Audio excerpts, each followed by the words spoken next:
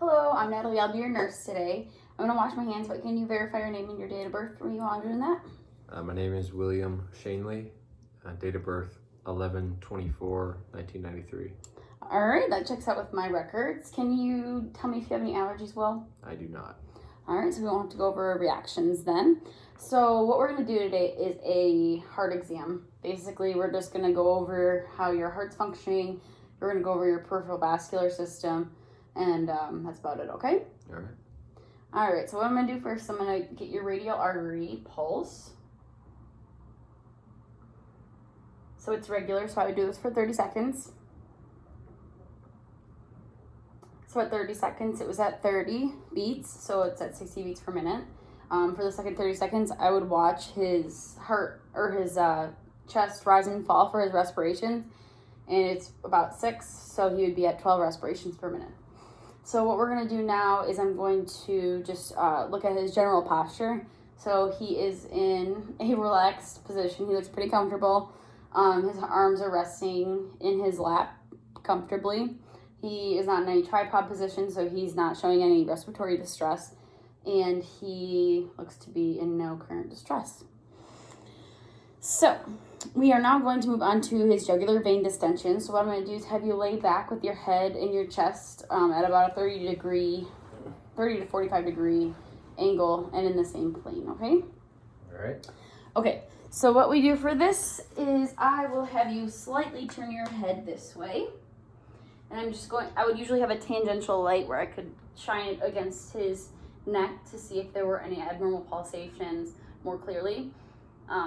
So it looks like there are no odd pulsations. So I'm going to look in his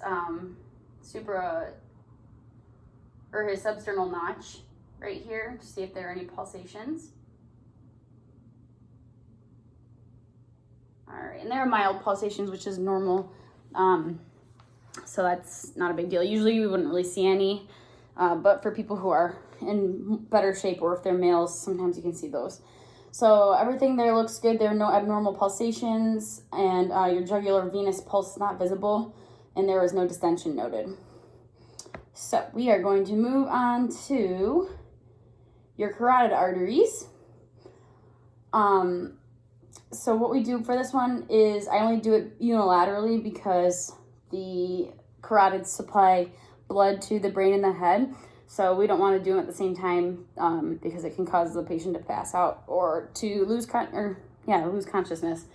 So kind of similar to the jugular venous, we are going to have you turn your neck slightly to the side. Okay.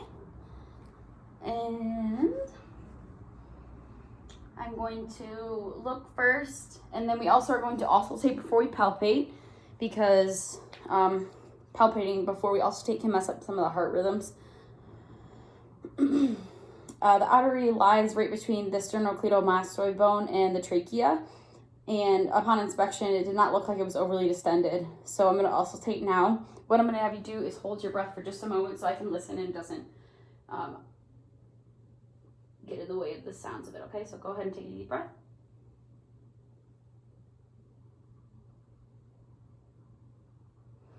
All right, sounds good. So for that one, we use the bell of the stethoscope, which is the small end. And I did not hear any abnormal swishing or any breeze, which is what I want to hear. And there were no other sounds either. So I'm going to place my index finger and my middle finger, and I'm going to palpate now. Here. So I would do this for 30 seconds. It's very strong. Again, it's regular. It would be about 60 beats per minute, just like the radial pulse was.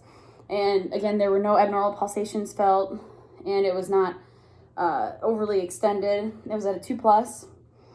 And on upstroke, it was more rapid, and on the downstroke, it was a little bit more diminished, which is very normal for that. And you would usually do both sides, but for the time restraints, I'll only do one side for that right now. Also, the arteries felt elastic. There were no thrills noted, and there were no bruise or swishing found. So now I'm going to inspect the precordium. So now I have you lay there again, and I'm going to stand at the right of you, and I'm gonna look for your apical impulse at your mitral valve area, okay? I'm also gonna inspect for symmetry, and it does look symmetrical in terms of his breathing. And there are no abnormal pulsations, no lesions, no wounds, and there is no unlabored, or there's no abnormal effect on his breathing, so it's unlabored. And his accessory muscles were not used as he's breathing, which is good. And now I'm going to assess for the apical impulse in that mitral valve area, which is down between the 4th and 5th intercostal space, right at the midclavicular line, so about right here. And it can be felt pretty well. It's at about a 2+. And again, it would be at about 60 beats per minute, same as the radial impulse or radial pulse was. Okay. And there were no pulsations or vibrations felt, which is good. And that is normal. So I'm now going to move on to auscultation. So you can go ahead and set up for me, Will. So I'm going to do this at 5 different locations. I'm going to start at the aortic valve, which is at the the sternum, and you're going to go over to the angle of Lewis, and then over to the 2nd intercostal space right here.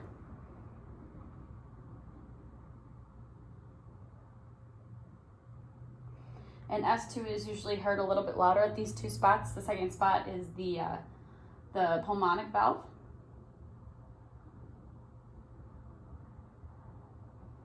Then I'm going to go down to Erb's point at the 3rd intercostal space. S1 and S2 are about the same here. And then I'm going to go down to the tricuspid valve. And S1 is a little bit louder here. And then I'm going to go back over to that mitral valve area.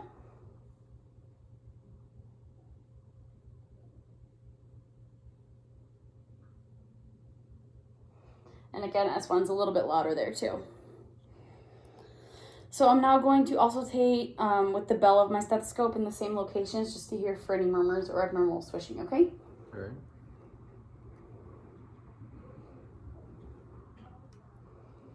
So again, we're going to start at the aortic, right at the sternum, and then to the angle of Lewis to the 2nd intercostal space on the right side.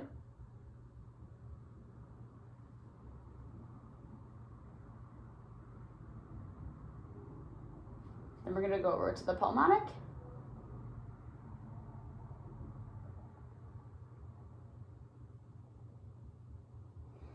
Then we're going to go down to Erb's point.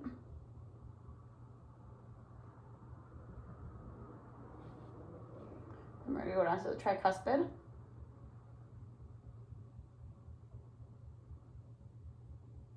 And then to the mitral.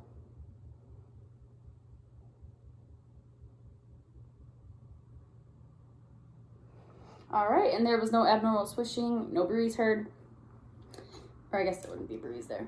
But there was no abnormal sounds there. It was about 60 beats per minute again. And I did not hear any murmurs, and so there was no swishing. And I'm now going to move on to the patient's legs and feet. So what we're going to do first is I'm going to feel for edema and any erythema. So first we'll go to down here. I'm going to feel his pretibial area to press for any sign of pitting edema or non-pitting edema.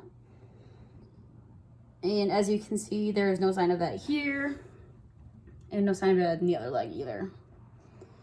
And bilaterally, the legs feel warm to the touch. Feet feel slightly cool to the touch, but it's a little cold in here. And that is normal for him. So right now, usually I would take my measuring tape and I would measure the circumference of his calf and his mid-thigh.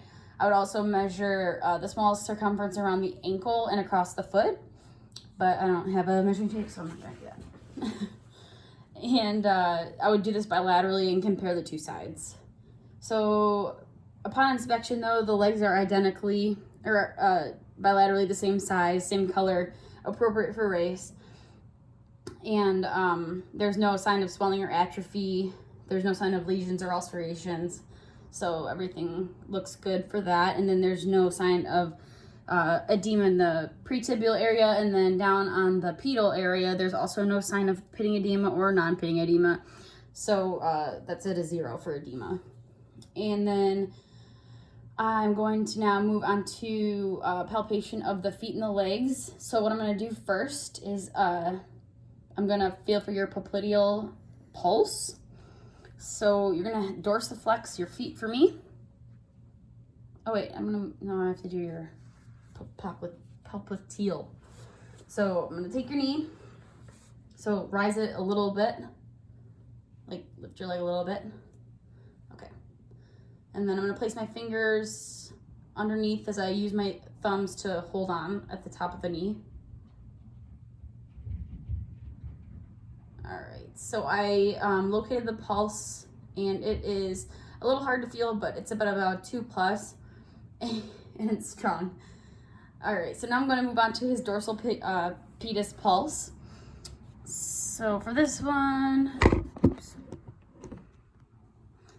I'm going to have him dorsiflex his foot. And usually I would do this bilaterally, but because it's just easier to show, I'm going to have him dorsiflex his foot, and then I'm going to feel right about here where the tendon runs across the, runs right by the great toe. And I'm going to locate this.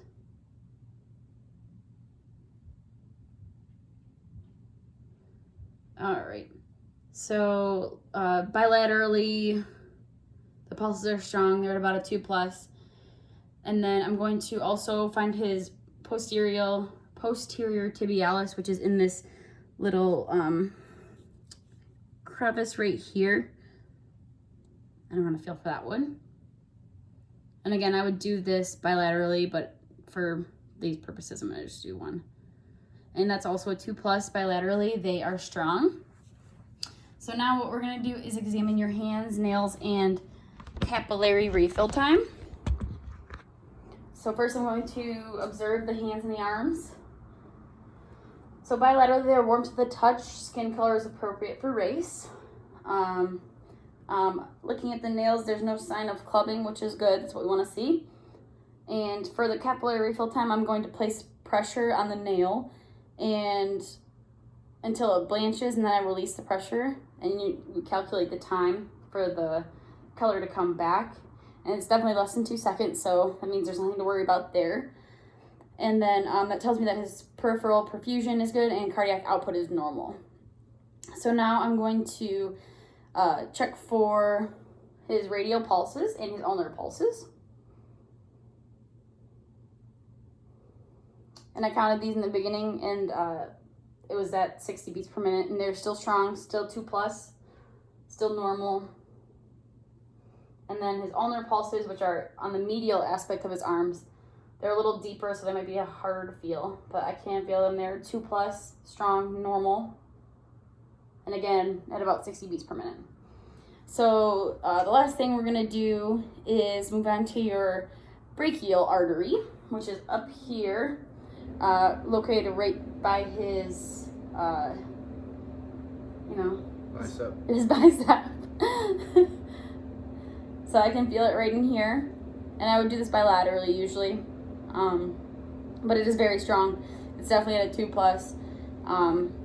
And it would be at about 60 beats per minute as well. All right. And then that is the last thing that I had for you. Do you have any questions for me? Any concerns, Will? No. All right. The doctor will be in to see you in a minute, okay? All right, thank you.